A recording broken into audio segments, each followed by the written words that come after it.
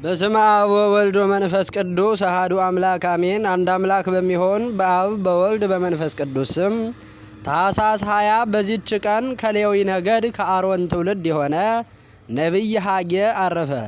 እርሱም ከ12ቱ ደቂቀ ነቢያት አንዱ ነው። ናቡከደነጾርም የኢየሩሳሌምን ሕዝብ በማረከ ጊዜ የዚህ ጻድቅ ነቢይ ወላጆቹ ከእስራኤል ልጆች ጋር ወደ ባቢሎን አገር ተማርከው ሄዱ።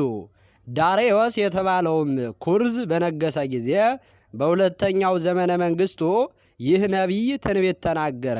የእስራኤልን ልጆች ወደ አገራቸው ይገቡ ዘንድ ኩርዝ ዳርዮስ ባሰናበታቸው ጊዜ እነርሱም ከገቡ በኋላ ቤተ መቅደስን ከመስራት ቸለል ባሉ ጊዜ እነርሱ ግን ባማሩና በተሸለሙ ቤቶች ውስጥ ይኖሩ ነበርና እንዲህ አላቸው።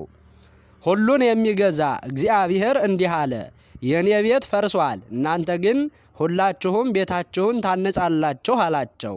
ስለዚህ ከምድር በላይ ያለች ሰማይ ዝናም ለዘር ትነሳለች፣ ምድርም ፍሬዋን አትሰጥም አላቸው። ከሕዝቡም ደጋጎቻቸው ሰምተው እጅግ ፈሩ። የእግዚአብሔርንም መመስገኛ ቤት እንደሚገባ መስራት ጀመሩ። ይህም ጻድቅ ነቢይ 70 ዓመት ያህል ኖረ።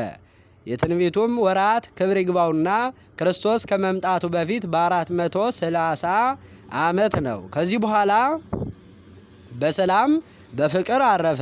ለእግዚአብሔር ምስጋና ይሁን፣ እኛንም በጸሎቱ ይማረን፣ በረከቱ ከእኛ ጋር ትኑር ለዘላለሙ አሜን።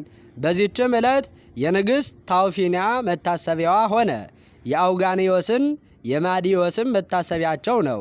በረከታቸው ከእኛ ጋር ትኑር ለዘላለሙ አሜን። ታኅሳስ 20 ቀን የሚከበሩ ዓመታዊ የቅዱሳን በዓላት ቅዱስ ሐጌ ነቢይ፣ አባ አውጋንዮስ፣ ታውፊና ንግሥት። ወርሃዊ በዓላት ቅዱስ ዮሐንስ ሐጺር፣ ቅዱስ አክለወግ ቀሲስ፣ ቅዱስ አጼ ካልየብ ጻድቅ ንጉሠ ኢትዮጵያ፣ አባ አሞኒዮስ ዘሀገረ ቶና፣ ቅድስት ሳድዥ የዋሂት፣ ማር ቴዎድሮስ ኃያል ሰማዕት።